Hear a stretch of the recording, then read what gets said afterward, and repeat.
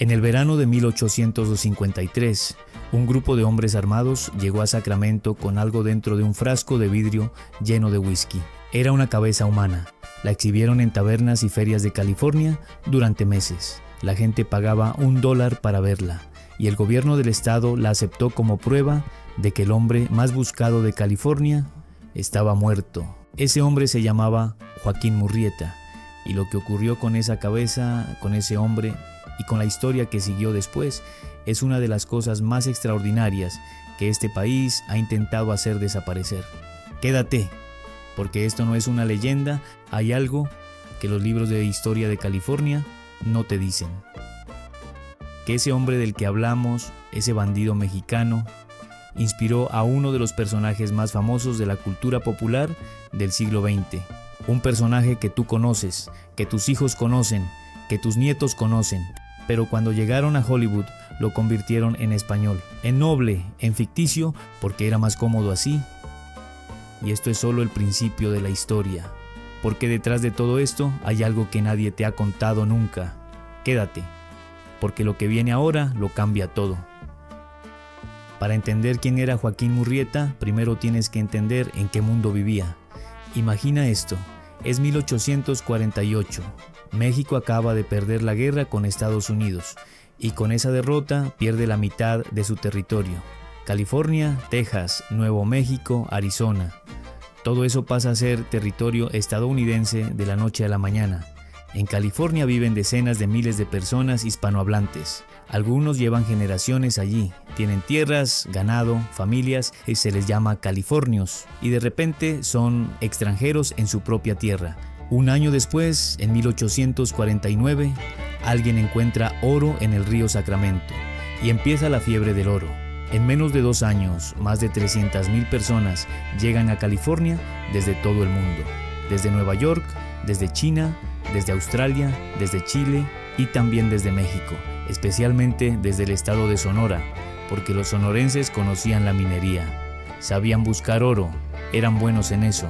El problema es que los recién llegados anglosajones no querían competencia, y en 1850 el estado de California aprueba la ley del impuesto al minero extranjero, un impuesto mensual que solo tenían que pagar los no anglosajones, $20 al mes, una fortuna para la época. Era como decir, tú aquí no pintas nada, vete.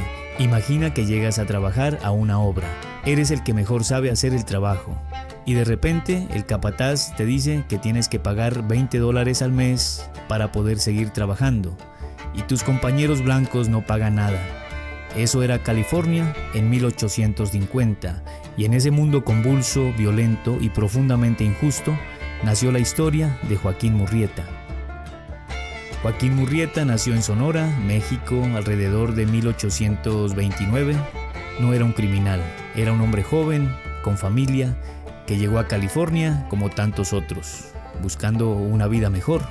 Según los testimonios de la época, era carismático, sabía montar a caballo mejor que nadie, era inteligente y llegó a California con su mujer, con su hermano, con ganas de trabajar. Y durante un tiempo lo hizo, encontró una mina, la trabajó, empezó a prosperar, pero lo que vino después lo cambió todo.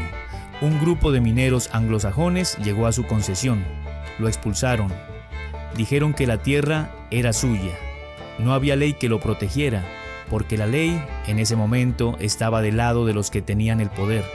Esto es como si hoy en día llegaras a tu negocio por la mañana y hubiera otro grupo de personas dentro diciéndote que el local ya es suyo y la policía se pusiera de su lado. Murrieta lo denunció, no sirvió de nada.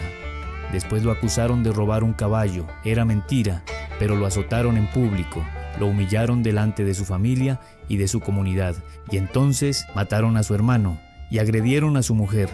Eso lo rompió. ¿Sabes qué pasó después? Que un hombre que había llegado buscando oro, que había jugado dentro de las reglas, que había intentado hacer las cosas bien, decidió que las reglas no eran para él, porque las reglas solo protegían a algunos, y formó una banda. No era solo una banda de criminales, espera, porque aquí viene algo que casi nadie sabe. Entre los hispanohablantes de California, Murrieta no era un criminal. Era un símbolo, los californios lo ayudaban, le daban refugio, le avisaban cuando se acercaban los Rangers. Le daban comida, caballos, información, porque para ellos Murrieta le estaba devolviendo la bofetada a un sistema que los había aplastado a todos. Los periódicos en español de la época lo cubrían de forma muy diferente a los periódicos anglosajones. Para unos era un monstruo, para otros era alguien que hacía lo que ningún otro se atrevía a hacer.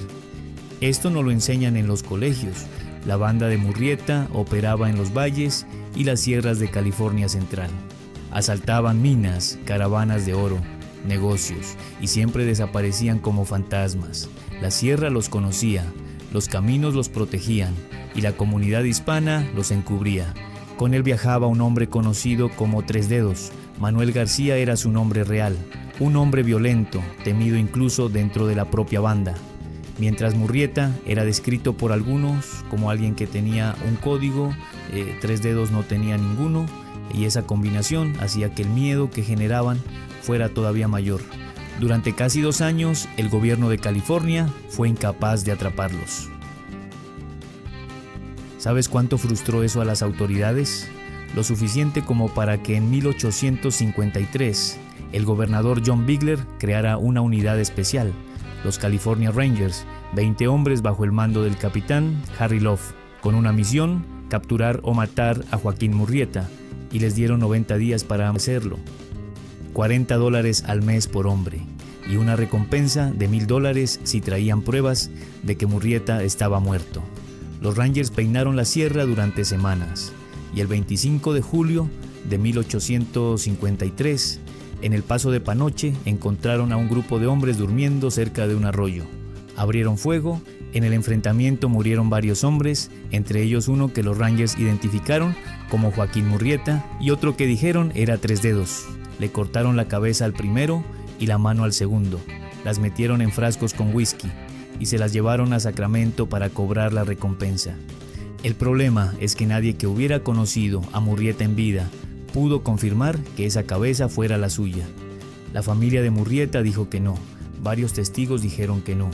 Y aún hay algo más. Después de que los Rangers declararan que Murrieta estaba muerto, siguieron llegando avistamientos, gente que decía haberlo visto en Sonora, en Arizona, en Baja California. Mataron al hombre correcto, nadie lo sabe con certeza, y esa duda es la que alimentó la leyenda durante décadas. Los Rangers cobraron la recompensa, el gobierno cerró el expediente y California respiró aliviada. Aquí viene el dato que lo cambia todo. En 1919, un escritor llamado Johnston Macaulay publicó una novela corta. Se llamaba La maldición de Capistrano y presentaba a un personaje nuevo, un justiciero enmascarado que defendía a los débiles en la California del siglo XIX. Lo llamó El Zorro. Ese personaje estaba claramente inspirado en Joaquín Murrieta.